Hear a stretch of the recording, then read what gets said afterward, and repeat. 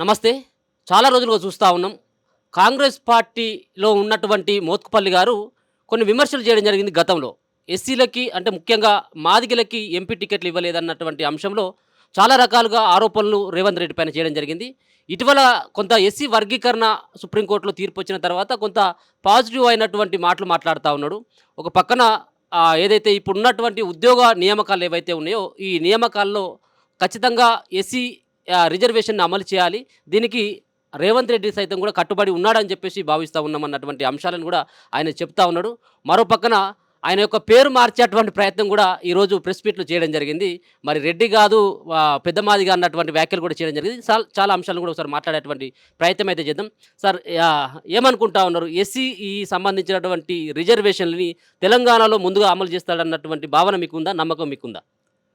భారతదేశంలో ఆగస్టు 1 నాడు మాదిగలకు స్వతంత్రం వచ్చిన రోజున, సుప్రీంకోర్టు జడ్జిమెంట్ ఇచ్చిన రోజున, చంద్రచూడ్ లాంటి మహనీయుడు ఈ సామాజిక న్యాయం కోసం ఇవాళ వారు జడ్జిమెంట్ ఇచ్చినటువంటి రోజున అసలు రేవంత్ రెడ్డి గారు అసెంబ్లీలో ఆగస్టు 1 నాడు చేసిన ప్రకటన మాదిగ జాతి మొత్తాన్ని వాస్తవంగా చెప్పాలంటే కడుపు నిండిపోయింది. కారణం ఏంటి అంటే 70 సంవత్సరాల నుండి జరగనటువంటి న్యాయం ఇవాళ జరుగుతున్నదనేటువంటి ఒక అభిప్రాయానికి మాదిగలంతా వచ్చారు. కాబట్టి రేవంత్ రెడ్డి గారి స్పందన మొత్తం భారతదేశంలో జడ్జిమెంట్ వచ్చిన తర్వాత ఎవరు కూడా చేయలేదు. మొదటి స్పందన రేవంత్ రెడ్డి గారు. ఆ స్పందన కూడా ఎట్లా ఉందంటే, అసలు ఇంతకాలం నుంచి జరిగింది అన్యాయం జరిగింది, వీటితోటి అందరికి కూడా న్యాయం జరిగేటట్టుగా చేస్తారనేటువంటి అభిప్రాయాన్ని వారు చెప్పారు. పోగా గ్రూప్ 1, గ్రూప్ 2, గ్రూప్ 3 అన్ని ఉద్యోగాల్లో కూడా అవసరమైతే ఆర్డినెన్స్ తీసుకొచ్చి నేను అమలు చేస్తాననే మాట వారు చెప్పారు. దాంతో అంతకంటే ఏం కావాలి?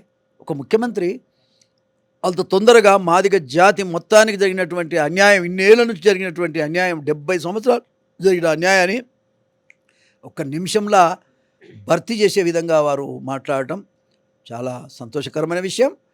వారు స్పందనకు మరొకసారి మరి మాదిగ జాతిలో ఒక పెద్ద మనిషిగా వారికి ధన్యవాదాలు తెలియజేస్తున్నా. కాంగ్రెస్ పార్టీ మరి బలపడటం, ఇంకా ముందుకు సాగటం అనేటువంటిది ఇవాళ రాబోయే కాలంలో మాదిగలు భుజాన్ని వేసుకొని పనిచేయడానికి సిద్ధంగా ఉన్నారు. మేమంతా పనిచేస్తాం కార్యకర్తల్లాగా, మాకు పదవి అక్కర్లేదు. కానీ వాస్తవంగా చెప్తున్నా, నేను ఇది అమలు జరిగితే ఆర్డినెన్స్ తీసుకొస్తే వాస్తవంగా వారు పర్మిషన్ ఇస్తే అన్ని జిల్లాల్లో కూడా మరి రేవంత్ రెడ్డి గారికి ధన్యవాదాలు. కాంగ్రెస్ పార్టీకి పటిష్టం చేయటం, దానికోసం పెద్ద ఎత్తున మరి అన్ని జిల్లాల్లో కార్యక్రమాలు, ఆ తర్వాత హైదరాబాద్లో కూడా కనివిని ఎరగని రీతిలో ముఖ్యంగా 80 లక్షల మందిని హైదరాబాద్ తీసుకొచ్చేటువంటి ఏర్పాటు కూడా చేస్తాం. తప్పకుండా పూర్తిగా రేవంత్ రెడ్డి గారికి అండగా ఉంటుంది మా జాతి అని ఈ సందర్భంగా మాదిగల తరపున ఈ సందర్భంగా నేను తెలియజేస్తా ఉన్నా. వారు వెంటనే ఆర్డినెన్స్ ఇష్యూ చేసి గ్రూప్ 1, గ్రూప్ 2, గ్రూప్ 3, తర్వాత టీచర్ ఉద్యోగాలు, తర్వాత అన్ని ఉద్యోగాలలో ఏబిసిడి అమలు చేస్తానని చెప్పాడు. తప్పకుండా చేస్తారని నమ్మకం మాకుంది. వెంటనే అమలు చేయాల్సిందిగా కూడా నాకు విజ్ఞప్తి చేస్తా ఉన్నా. ఇటీవల రేవంత్ రెడ్డి చేసినటువంటి కామెంట్లు, నిన్న ఏదైతే రాజీవ్ గాంధీ విగ్రహాన్ని మరి పెట్టాలన్నటువంటి అంశం పైన రకరకాలైనటువంటి ప్రతిపక్షాలు విమర్శలు చేస్తూ ఉన్నాయి. అసలు రాజీవ్ గాంధీ ఎవరు, రాజీవ్ గాంధీ విగ్రహాన్ని ఎట్లా పెడతారు ఇక్కడ తెలంగాణలో అని చెప్పేసి బీఆర్ఎస్ పార్టీ వాళ్ళు అంటా ఉన్నారు. మీరు ఏ విధంగా చూస్తూ ఉన్నారు? రాజీవ్ గాంధీ విగ్రహం మన తెలంగాణలో పెట్టడం సమంజసం అని చెప్పేసి ఏమైనా భావిస్తూ ఉన్నారు? రాజీవ్ గాంధీ విగ్రహం తెలంగాణలో పెట్టొద్దనేటోడు ఎవడండి? తప్పకుండా రాజీవ్ గాంధీ విగ్రహాన్ని, ఒక నెక్స్ట్ ప్రధానమంత్రి విగ్రహాన్ని పెట్టొద్దనేటువంటి హక్కు ఎవరికి లేదు. కాకపోతే ప్లేస్ విషయంలో ఏదో ఉన్నట్టుంది. ఆ విషయంలో మరి ప్రభుత్వం నిర్ణయం తీసుకోవాలి. వాస్తవంగా నాకు పెద్దగా తెలియదు, ఆ ప్లేస్ ఎక్కడో కూడా నాకు తెలియదు. కాబట్టి రాజీవ్ గాంధీ విగ్రహం పెట్టొద్దని ఎవరు చెప్పరు నాకు తెలిసినంత వరకు. కాకపోతే ఏంటంటే మరి ఎక్కడ పెట్టాలనేటువంటి అభిప్రాయాలు ఉంటాయి, సహజంగా ఉంటాయి. కానీ గవర్నమెంట్ నిర్ణయం తీసుకుంటుంది, రేవంత్ రెడ్డి గారు నిర్ణయం తీసుకుంటారు, ముఖ్యమంత్రి.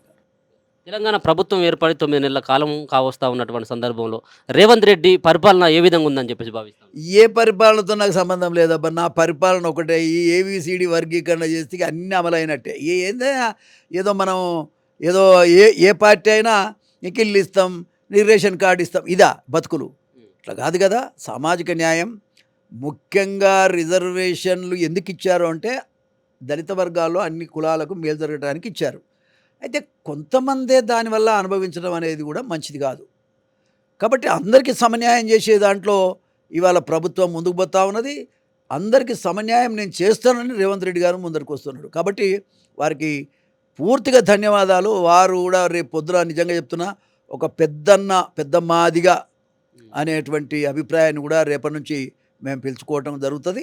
వెంటనే తెలంగాణలో ఇదంతా అమలు జరగాలంటే ఆర్డినెన్స్ ఇష్యూ చేయాలి. ఆర్డినెన్స్ ఇష్యూ చేపించి ఇదంతా అమలు జరిగితే వెంటనే కార్యాచరణ కార్యక్రమం వారి పట్ల మాకుండే విధేయత అనుకో, వారి పట్ల మాకుండేటువంటి ఆలోచన విధానాన్ని ఇంకా సంపూర్ణంగా తెలియజేస్తాం. ఈ మాదిగలంతా ఇప్పుడు రేవంత్ రెడ్డి గారిని రేవంత్ రెడ్డి అని పిలవరిగా. రేవంత్ రెడ్డి మాదిగ కాలం అంతే కదా, మా పేదోళ్ళ నాయకుడు, మా పేదోళ్ళ మాదిగా రేవంత్ రెడ్డి మాదిగా అని పిలుచుకుంటాం. నష్టమేంది? తప్పకుండా పిలుచుకుంటాం. ఇది అమలు జరగాలి. ఓకే. కేటీఆర్ గానీ, బీఆర్ఎస్ పార్టీకి సంబంధించిన లీడర్లు గానీ, రైతు ఏదైతే రుణమాఫీ సంబంధించినటువంటి అంశంలో పూర్తిగా ప్రభుత్వం అంతా కూడా విఫలమైపోయింది. రైతు రుణమాఫీ కాలేదు. ఇది చాతగానటువంటి ప్రభుత్వం అని చెప్పేసి అంటా ఉన్నారు. మీరు కాంగ్రెస్ పార్టీలో ఉన్నారు. మీరు వాళ్ళకి ఏ విధమైనటువంటి సమాధానం చెప్తారు? ఇవన్నీ రాజకీయాలు ఇప్పుడు నేను మాట్లాడదలుచుకోలే. నాకు ఏబిసిడి వర్గీకరణ ముఖ్యం తప్ప ఇక రాజకీయాలు కానీ మిగతా విషయాలు నాకు ఇది అమలయ్యేంత వరకు నాకు ఈ విషయం తప్ప నేను వేరే విషయం మాట్లాడదలుచుకోలేదు. అంటే మోత్కుపల్లి గారు రానున్నటువంటి రోజులలో కేవలం ఏబిసిడి వర్గీకరణ రానున్నటువంటి రోజుల్లో ఎంపీగానో, ఎమ్మెల్యేగానో లేకపోతే ఎమ్మెల్సీగానో చూసేటువంటి అండి ఇప్పుడైతే నాకు అవసరం లేదు. అది అమలు జరిగితే చాలు, నాకు అన్ని పదవులు ఉన్నట్టే. అది నేను అంటున్నా. అంటే మాదిగలకి ఇప్పటికే రేవంత్ రెడ్డి అన్యాయం చేసిండు, మాదిగలను దూరం చేస్తూ ఉన్నాడు.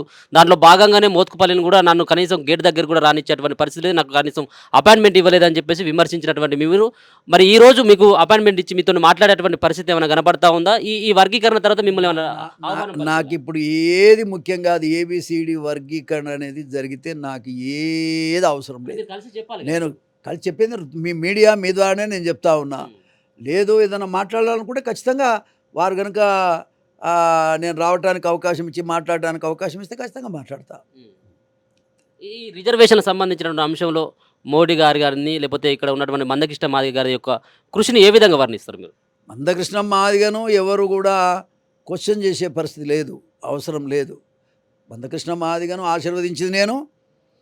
ఆయన ముందుకెళ్ళి ఇది సాధించుకొచ్చింది ఆయనే. ఎవరో లీడర్ అయితే ఉండాలిగా ఆ ఉద్యమానికి. లీడర్ ఆయనే కదా. ఎవరెన్ని చెప్పినా ఆయన నేనే. వాస్తవంగా ఆయన లీడర్. ఇవాళ జాతిలో భారతదేశం మొత్తానికి కూడా న్యాయం జరిగేటువంటి నిర్ణయం వచ్చిందంటే బికాజ్ ఆఫ్ తెలంగాణ, ఆంధ్రప్రదేశ్. ఇక జడ్జిమెంట్ విషయానికి వస్తే మాత్రం ఎట్లా అంటే సుప్రీంకోర్టు కూడా చంద్రబాబును ఫాలో అయినట్టుగానే కనబడుతుంది నాకు. కాబట్టి నేను అనేది ఏంటంటే మరి రేవంత్ రెడ్డి గారి ఆలోచన విధానం ఏదైతుందో ఇలా పేదల పక్షాన ఉన్నదనేటువంటిది క్లియర్గా కనబడుతున్నది. అది అమలు జరగాలని కూడా నా యొక్క ఆలోచన విధానం.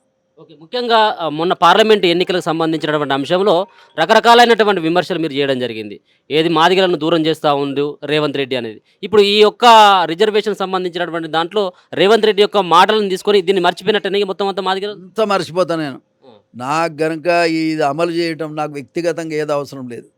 ఇది అమలు చేస్తే నాకు రాజకీయాలలో ఇంతకంటే కావాల్సింది కూడా ఏం లేదు. దేనికోసం కొట్లాడతామండి మనం? న్యాయం కొరకే కదా. న్యాయం, ఇంత పెద్ద న్యాయం జరుగుతున్న తర్వాత మిగతా వాడి విషయంలో ఆలోచించాల్సిన అవసరం లేదు. కాబట్టి నేను వ్యక్తిగతంగా చెప్తున్నా కదా, నేనే ఒక కార్యకర్తలాగా పనిచేస్తా. కాంగ్రెస్ పార్టీని నిలబెట్టే ప్రయత్నం చేస్తా. రేవంత్ రెడ్డి గారి పక్కన నిలబడి ఏ రకమైన పనైనా చేసి ఆయన నాయకత్వాన్ని రాబోయే కాలంలో కూడా బలపరుస్తా. అసలు మీకు మిమ్మల్ని రానిచ్చడం లేదు కదా, మీరు ఇంకా ఎట్లా పక్కన? అరే భగవంతుడా, రానియకపోయినా రానిచ్చినట్టే లెక్క. ఇప్పుడు నా జాతిని గౌరవిస్తుంటే నన్ను రానిచ్చినట్టే లెక్క కదా. ఏం దానికి ఇబ్బంది ఏముంది? రానియకుంటే అడిగిపోతాడు. తప్పకుండా నేను పోతా, మాట్లాడతా. 33 సంవత్సరాలు మాకు నష్టమే జరిగింది. ఇంతకంటే నేనేం చెప్పాలి? మాదిగలకు అంత నష్టం జరిగింది, ఉపకులాలకు నష్టం జరిగింది, పేదవాడికి నష్టం జరిగింది. ఇది ఎప్పటికప్పుడు రివ్యూ చేసి అమలు చేయాల్సినటువంటి అవసరం ఉంది. ఎవడు సొమ్మండి? ఏ ఒక్కడు తింటే కూడా న్యాయం కాదు. నేను ఒక్కడనే తింటే న్యాయం కాదు. మోత్కుపల్లి నరసింహ ఎక్స్ మినిస్టరు, లేకపోతే ఇంకొకటి ఏ ఒక్క లీడర్ కానీ అందరూ కూడా ముందుకు రావాల్సిన అవసరం ఉంది. ఈ విషయంలో ఎందుకు నసుకుతున్నారో నాకు అర్థం కాదు. మా ఉప ముఖ్యమంత్రి గారు బట్టి విక్రమార్క కూడా మా దళిత నాయకుడు. వారు కూడా ముందుకొచ్చి ప్రకటన చేయాల్సినటువంటి అవసరం ఉంది. దళితులందరికీ మీరు లీడర్ అండి. కాబట్టి ముఖ్యమంత్రి గారికి మీరు స్ట్రెంత్ ఇవ్వాల్సిన అవసరం ఉంది. క్యాబినెట్ మంత్రులందరికీ నేను ధన్యవాదాలు తెలియజేస్తా ఉన్నా. మీరందరికీ కూడా మంచి పేరు వస్తుంది. ఈ విషయంలో మీరందరూ కూడా ముఖ్యమంత్రి గారికి శక్తిని ఇవ్వాల్సిన అవసరం ఉంది. అమలు చేయడానికి మీ అందరి యొక్క మరి ఆలోచన విధానం కూడా వారికి ఇవ్వాల్సిన అవసరం ఉంది. కాబట్టి తెలంగాణలో కాంగ్రెస్ పార్టీ బలోపేతమై 4 కాలాల పాటు మరి ముందుకు సాగటానికి ఎంతో ధైర్యాన్ని ఇస్తుంది. జాతి మొత్తం మీ ఎంబడి నిలబడతాని సందర్భంగా నేను తెలియజేస్తా ఉన్నా. ఏ జాతి అయితే నష్టపోయిందో, రిజర్వేషన్లు పొందలేకపోయిందో, స్వతంత్ర ఫలాలు పొందలేకపోయిందో ఆ జాతి మొత్తం కూడా పార్టీకి అండగా నిలబడటానికి వాళ్ళు సిద్ధంగా ఉంది. ముఖ్యమంత్రి గారు ఆర్డినెన్స్ను వెంటనే జారీ చేయించి ఇవన్నీ కూడా అమలు చేయాల్సినటువంటి అవసరం ఉంది. గ్రూప్ 1, గ్రూప్ 2, గ్రూప్ 3 ఇతర ఉద్యోగాలు, టీచర్ పోస్టులు భర్తీ అవుతున్నాయి. దయచేసి మా మనోవేదన అర్థం చేసుకోమని మానవతా దృక్పథంతో ఈ కులానికే ఒక పెద్ద దిక్కుగా మీరు సాయం చేయాలని నేను కోరుతున్నా. ముఖ్యమంత్రి గారు పట్టరానంత ఆనందంతో నేనున్నా. ఎవరెవరో ఏదో మాట్లాడుతూ ఉన్నారు, అది మంచిది కాదు. మాల సోదరులకు కూడా వాళ్ళందరూ కూడా ఏబిసిడి కావాలని కొట్లాడిందే. గద్దర్ గారు కొట్లాడారు, సత్యమూర్తి కొట్లాడారు, వెంకటస్వామి గారు చెప్పారు, జేబీ రాజు గారు చెప్పారు, నాగయ్య గారు చెప్పారు, ఎంతోమంది చెప్పారు. అంతా మాల సోదరులే, మా అన్నలే. అన్న బాగుంటే తమ్ముడు కూడా బాగుండాలని కోరుకోవాల్సిన బాధ్యత కూడా మీకుంది. మీరేదో అట్లా ఇట్లా అని చెప్పవలసిన అవసరం లేదు. ఇప్పటికైనా సుప్రీంకోర్టు జడ్జిమెంటును మీరు అంత గౌరవించి ఆహ్వానించాల్సిన అవసరం ఉంది. అమలు చేయడానికి సహకరించమని మాత్రమే నా మాల అన్న సోదరులందరికీ కూడా విజ్ఞప్తి చేస్తున్నా. ఏదో మనలో మనం తగాదపడ ఉమ్మడిగా ఇది ఒకటి మీరు ఆహ్వానించి ఇది అమలు చేయడానికి ముందుకు వస్తే అందరం ఉమ్మడిగా మనం అనేక సమస్యలు ఉన్నాయి, వాటి మీద పోరాటం చేద్దాం, ఉమ్మడి పోరాటం చేద్దాం. మన జాతులకి అదేవిధంగా మిగతా వర్గాలకు కూడా, బీసీలకు కూడా అవసరమైతే మనం అందరం కలిసి వాళ్ళకి సపోర్ట్ చేద్దాం. అన్ని రంగాల్లో కూడా అందరికీ మేలు జరిగేటట్టుగా మాదిగలము మన వర్గాలందరం కూడా కలిసికట్టుగా పోరాటం చేద్దాం. దాని ఏదో చిలువలు పలవరు చేసి మాట్లాడుతూ ఉన్నారు, టీవీలలో చూస్తూ ఉన్నా, అసేం అనిపిస్తూ ఉంది. మనలోనే గొప్పతనం ఉండాలి, మనలోనే గొప్ప ఆలోచన విధానం ఉండాలి. అరే మన తమ్ముడు కూడా బాగుండాలి కదా, మన అన్న కూడా బాగుండాలి కదా ఆలోచన మనకు రావాలి. ఆ స్థాయిలోనే మనం ఉండాలి. అంతేగాని అనవసరమైన విషయాలు మాట్లాడొద్దని కూడా ఈ సందర్భంగా నేను విజ్ఞప్తి చేస్తా ఉన్నా. మా గోరటి వెంకన్న కూడా మొన్న మాట్లాడాడు, నేను ఏబిసిడి కట్టుబడి ఉన్నానని చెప్పాడు ఆయన. వీళ్ళంతా సామాజిక న్యాయవాదులు. చాలా సంతోషం. ఏది ఏమైనా మరి ముఖ్యంగా మాదిగలు పెట్టుకున్న ఆశలు, మాదిగలు పెట్టుకున్నటువంటి ఆలోచన విధానం ముఖ్యమంత్రి ప్రకటించినాక మీ పట్ల మాకు విరిగిన భక్తి భావం, మాదిగలకున్న భక్తి భావం, మాదిగలు ఇవాళ పార్టీకి అండగా నిలబడటానికి, రేవంత్ రెడ్డి గారికి శక్తినివ్వటానికి, రేవంత్ రెడ్డి గారి పదవి 4 కాలాల పాటు ఉండటానికి, ఎవరు అడ్డం వచ్చినా నీకు అండగా ఉండటానికి మేము సిద్ధంగా ఉన్నాం. అవసరమైతే మందకృష్ణ మాదిగను కూడా కాంగ్రెస్ పార్టీకి, రేవంత్ రెడ్డికి సపోర్టుగా వచ్చేటట్టుగా మేము మొన్న మాట్లాడిన నేను మందకృష్ణ మాదిగను కూడా ఇక్కడ వచ్చాడు. ఇది అమలైతే ఖచ్చితంగా నేను కూడా సపోర్ట్ చేస్తానని చెప్పాడు, చేయాలని చెప్పాను.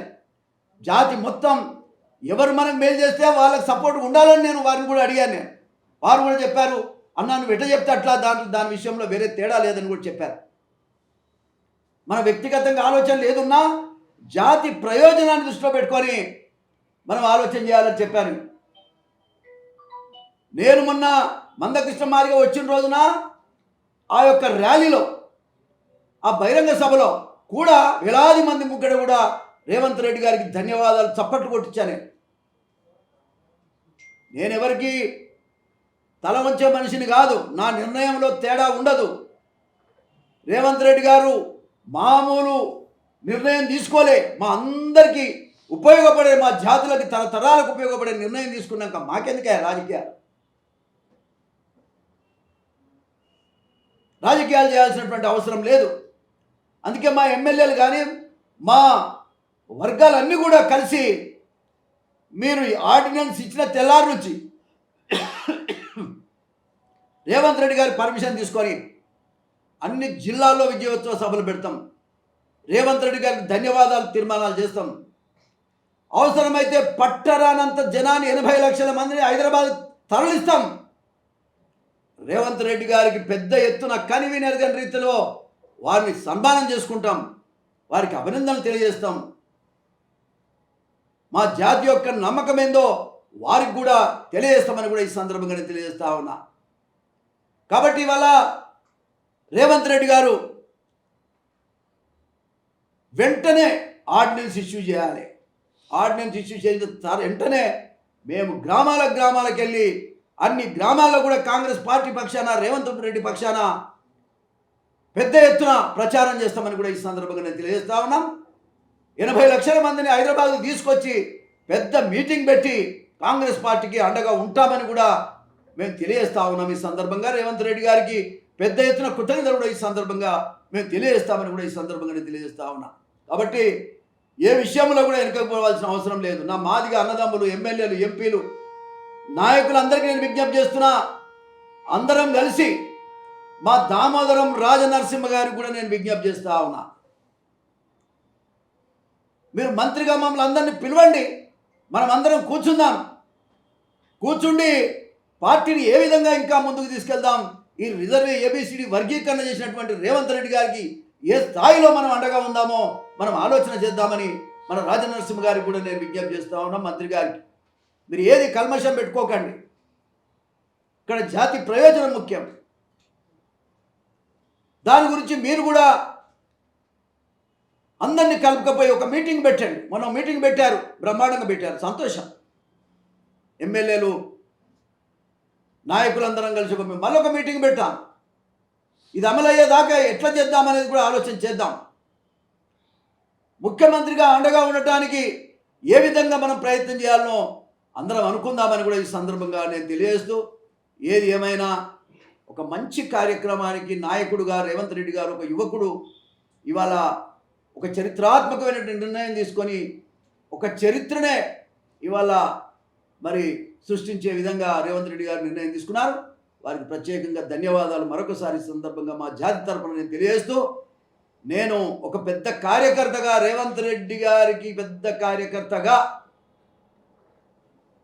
ఒక ప్రచారకర్తగా నేను ఉంటానని కూడా మరొకసారి సందర్భంగా నేను తెలియజేస్తా ఉన్నాను. దయచేసి వెంటనే ఆర్డినెన్స్ ఇష్యూ చేసి ఇవన్నీ అమలయ్యేటట్టు చూడాల్సినటువంటి బాధ్యత మీకు ఉంది. కాబట్టి వెంటనే చేయాలని కూడా చేతులెత్తి నమస్కారం చేస్తా ఉన్నాను. నమస్కారం. ఇప్పుడు నాకైతే తెలియదండి, తెలియని దాని గురించి నేనేం మాట్లాడాలి ఆ ఇష్యూలో. అది మా నాయకుడు రాజీవ్ గాంధీ పేరు అయితే విగ్రహం అయితే పెట్టాలి, ఎక్కడ పెట్టాలనేది మరి ముఖ్యమంత్రి గారు వాళ్ళు తీసుకోవాల్సిందే. నాకు పెద్దగా ఐడియా లేదు.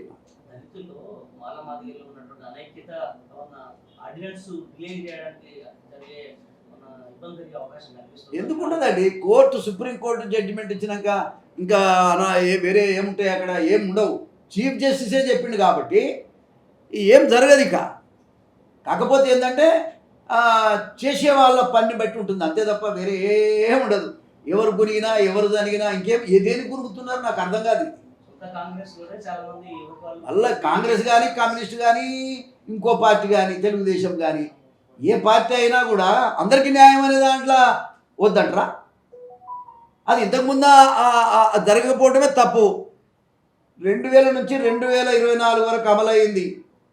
తర్వాత ఇప్పుడు 20 సంవత్సరాల తర్వాత మళ్ళా ఇలా ఒక న్యాయబద్ధమైనటువంటి ఆలోచన వచ్చింది. కాబట్టి ఎవరు ఏమన్నా సరే తాత్కాలికంగా తెలిసి తెలవడం లేదని మాట్లాడినా వేరు, కానీ అందరూ మాల సోదరులు అందరూ కూడా దీనికి సిద్ధంగా ఉన్నారు, సాయం చేస్తూనే ఉన్నారు. గతంలో కూడా చేశారు, ఇప్పుడు కూడా చేస్తారు. రాష్ట్రంలో ఆర్థికంగా బలంగా ఉంది మాల సామాజిక వర్గం. దాని ఇంపాక్ట్ సీఎం మీద ఒత్తిడి చేసి ఆర్డినెన్స్ రాకుండా అడ్డుకునే అవకాశం అని అనిపిస్తుందా? లేదు లేదు లేదు నాకు తెలిసినంత వరకు రేవంత్ రెడ్డి గారు కూడా చాలా విల్ పవర్ ఉన్నటువంటి వ్యక్తి. ఇప్పుడు మొన్న మనం చూసాం, మన రుణమాఫీ విషయంలో చాలా ఆర్థిక ఇబ్బందులు ఉన్నప్పటికీ చేస్తానని ఒక మాట చెప్పారు, చేశారు కదా. కాబట్టి ముఖ్యమంత్రి అన్నప్పుడు సోషల్ రెస్పాన్సిబిలిటీ ఉంటుంది, ఎవరో చెప్తే కాదు. రెండోది ఏంటంటే ఇది సుప్రీంకోర్టు ఇచ్చిన జడ్జిమెంట్ కాబట్టి దాని విషయంలో ఎవరు మాట్లాడటానికి కూడా ఉండదు. కాబట్టి తప్పకుండా ఇది అమలు అవుతుంది అనేటువంటి నమ్మకం మాకు. అంటే మొన్నటిదాకా ఎంపీ సీట్ల గురించి మీరు అడిగారు, ఒక ఎంపీ సీట్ కూడా ఇవ్వలేదు. ఇప్పుడు చేస్తారని ఎక్కడ నమ్మకం అనిపిస్తుంది? నేను ముందే చెప్పాను, అవన్నీ చిన్న విషయాలే అయినా షేర్ ఉండాలని ఎవరైనా అడుగుతామండి.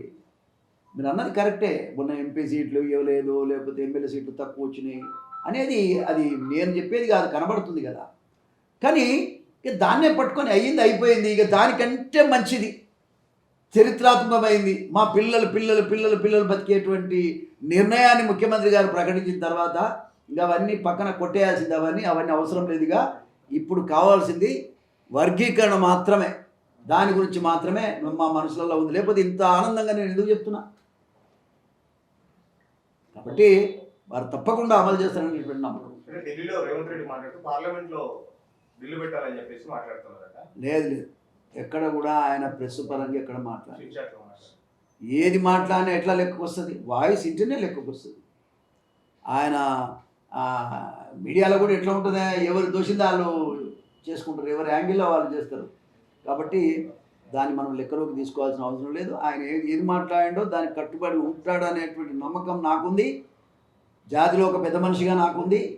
కాబట్టి నేను ఇంత విశ్వాసాన్ని ప్రకటిస్తా ఉన్నా. తప్పకుండా ఆయన అమలు చేస్తాడనే నమ్మకం ఉంది. కాకపోతే ఇవన్నీ కూడా తొందరగా ఆర్డినెన్స్ ఇష్యూ చేస్తే ఏవి గ్రూప్ 1, గ్రూప్ 2, గ్రూప్ 3 టీచర్ ఉద్యోగాలు అన్నిట్లలో అమలైతే మా జాతి కొంత మేలవుతుందని మాత్రమే నేను ఆశపడుతున్నా. తప్పకుండా మా ఆలోచన విధానాన్ని కూడా ముఖ్యమంత్రి గారు కౌంట్లోకి తీసుకొని తప్పకుండా న్యాయం చేస్తారని ఈ సందర్భంగా. ఎన్ని రోజులు సమయం ఇస్తున్నారు ఆర్డినెన్స్ ఇవ్వడానికి ముఖ్యమంత్రి గారికి? అది నేను ఇవ్వాల్సిన అవసరం లేదు, ఆయనకు తెలుసు కదా. లీగల్గా మాట్లాడతాడు, లీగల్గా అందరితో మాట్లాడి నిర్ణయం తీసుకుంటాడు కదా. ఆయన అమలు చేయడం ఖాయం, కానీ ఎప్పుడు చేయాలి ఏం సంగతి అనేది అది ముఖ్యమంత్రి గారు చేయాల్సిన పని. బీఆర్ఎస్ నుంచి వీడి కాంగ్రెస్ పార్టీలోకి వచ్చినప్పుడు మొత్తుపల్లి నా తమ్ముడు అని చెప్పినటువంటి ఏమంటే ఈరోజు కొంత అసంతృప్తితో ఉన్నాడు అన్నటువంటి వాస్తవాలు వస్తున్నాయి. ఆయనకి పదవి లేదు. నాకు ఎన్టీ రామారావే పెద్ద పదవి అండి. మీకు చాలామంది తెలియని విషయం, నా ఇంట్లో ఎవరైనా ఫోటోలు ఉన్నాయా మీరు చూడండి, ఈయన ఉన్నాయిగా ఫోటోలు. ఎన్టీ రామారావు బొమ్మలు తప్ప నా దగ్గర ఇంకో ఫోటోనే లేదు. కారణం ఏంటంటే మా జాతి ఇట్లా లేపినోడు ఆయన. మేమందరం ఆయన వల్లనే ఈడొచ్చి కూర్చున్న మీద మాట్లాడగలుగుతున్నాం. ఇక మిగతా విషయాలు వేరు, కానీ నేను వేరే తిరిగి మాట్లాడాల్సిన అవసరం లేదు. ఇవాళ ఇది అమలు చేస్తున్నట్టుగా రేవంత్ రెడ్డి కాబట్టి రేపటి నుంచి రేవంత్ రెడ్డి గారే మాకు పెద్ద నాయకుడు, మా జాతికే నాయకుడు. మాదిగా పెద్ద మాదిగా అని పిలుచుకుంటాం రేపటి నుంచి రేవంత్ రెడ్డి గారు. రెడ్డి అని తీసేసి పెద్ద మాదిగా రేవంత్ అని పిలుస్తాం. ఎప్పుడు కలవబోతున్నారు రేవంత్ రెడ్డి గారు? రేవంత్ రెడ్డి గారిని కలవాలని మరి ఉన్నది, ఆయన ఎప్పుడు అపాయింట్మెంట్ ఇస్తే అప్పుడు కలుస్తాం. మొత్తానికి అమలు చేస్తుంది.